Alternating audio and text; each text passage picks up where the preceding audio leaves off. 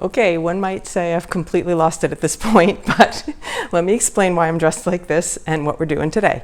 This past week on my niece Olivia's Instagram, I saw this, very decadent looking dessert posted, and I was like, oh, Olivia, what is that? And she told me the name of it, and I was like, I didn't really love the name, but it kind of inspired where I headed here. She told me that they were called slutty brownies, so I did some research, and I was like, I can just change it up a little bit, and then I can name them Durbo Brownies from like dance party thing. And for those of you who know what a Durbo party is, it means dance your butt off, and it's parties I used to have at my house when I lived in the suburbs, and all the ladies would come and we would dance until the wee hours of the morning. Those were some good times.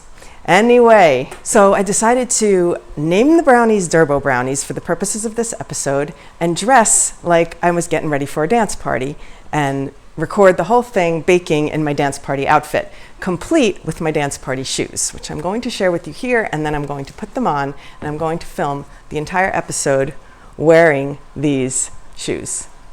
Okay, and hopefully I won't break a leg. Anyway, so I have worn these dancing all night. I don't know how, because putting them on now, it seems insane that I danced all night in them, but I did. And I'm going to put them on now, and then we'll start. I just hopefully won't trip on my way to the oven.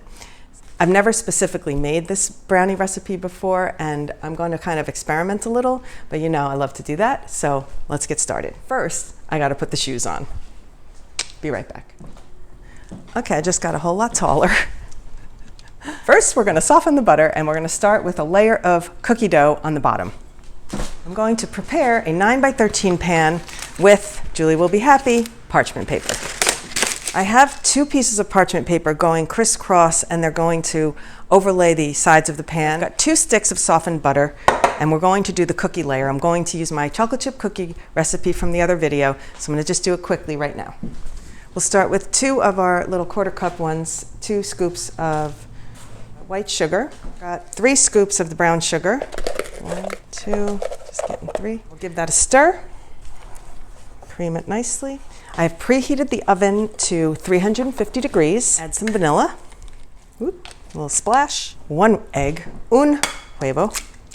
Then we add 2 cups of flour, and before we mix it, we're going to add the baking soda. So 1, 2, no mixing. 1 teaspoon of baking soda. If you mix the flour and then add the baking soda, the cookies will have a very strange taste. I did that once by mistake, and I will never do that again. So now I have the baking soda on top, and I'll start stirring it lightly so it mixes in with the flour before I mix it in with the butter mixture. I know that this is going to be really fun to make and to eat, and I just was ready for something really sweet. I'm going to give us a little sprinkle more flour, just a sprinkle. I'm going to add my milk chocolate chips in. I think I add the whole bag. Yeah, let's go for it. This is not a low-calorie dessert, so Tom is outside working, doing some project, and if he walks in here right now and sees this situation, I don't even know what to say. I kind of hope he does, because it would be really hilarious. I'm just going to be laughing thinking about that. And I'm going to put, I don't know if I should put all of it in. Let's see. I'm just going to put, I don't know how I'm getting this. I think I'm going to just give my hands a wash, because I think I need to press it with my hands.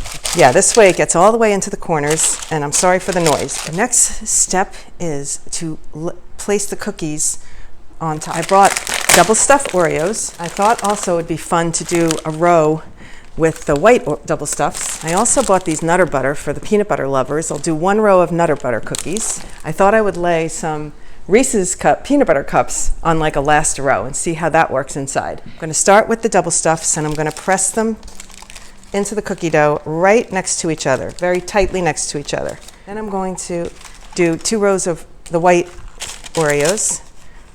This will be like the blondie version of the party.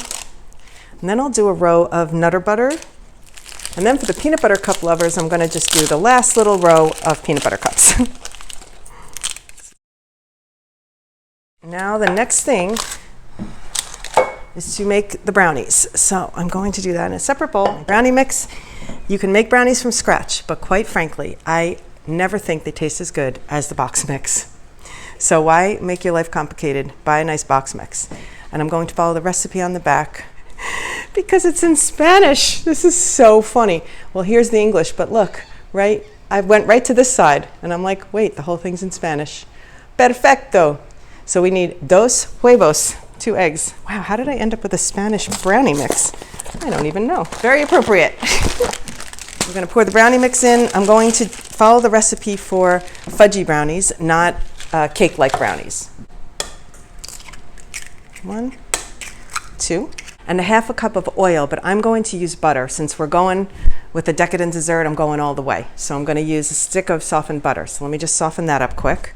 I almost melted it, but that's fine. So we'll pour in the melted butter. Oops, yikes. And 3 tablespoons of water. I'm just going to drop what I think is 3 tablespoons into this measuring cup. Pour that in, now we'll give it a stir. Now I'm going to pour the brownie mix on top of this cookie mixture. So this is what I've got so far.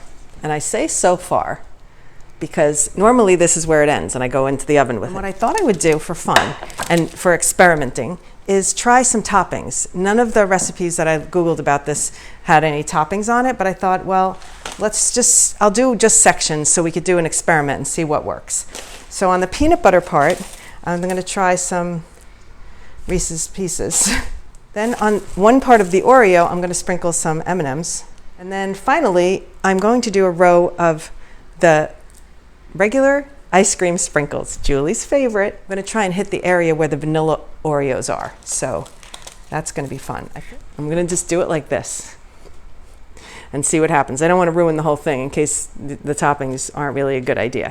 So I'm going to pop this in the oven for 350 and we're all going to see what happens to this with toppings involved. I will do a quick cleanup and I'll do a quick TikTok because I'm all dressed up and I'm ready to dance. So we'll do a little dance and we'll be right back. Hi. What was that? You like my outfit? All dressed up with no place to go? Oh boy. See, what every man wants to come home to in the middle of the day. Oh my goodness. Hey, so you bagged him. I'm a savage. Classy, bougie, ratchet. Sassy, moody, nasty. Acting stupid. What's happening? What's happening? I'm a savage. Okay, I'm sweating. There was a lot of dancing going on and a lot of activity. And the shoes are still on. And I'm going to show you what this looks like as it's done. You can see that I think the sprinkles are a nice touch and they held together well.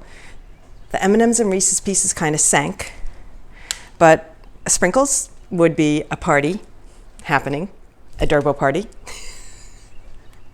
I'm completely losing it. All right, I'm going to put this down and I'm going to let it cool and then I'll slice it up and I'll show you what they look like on the inside shortly. It's not quite cooled completely, but I'm going to see if I can cut a few slices so we can see what it looks like inside. Look at that. It worked. I think I'm amazed. I will say probably cook it a little bit longer because it's very, very thick. And so I definitely cooked it longer than 30 minutes. I think it was maybe 50 minutes, almost an hour. It seemed like a really long time until it looked ready. Wow, here's the peanut butter cup one. That looks delicious. My assessment is that parchment paper is a must for this recipe or else I would never be getting these out quite so easily. This is like a little bit of the Oreo and a little bit of the vanilla Oreo. So we've got a little of both happening in this piece. Yay. Durbo Brownies for the win.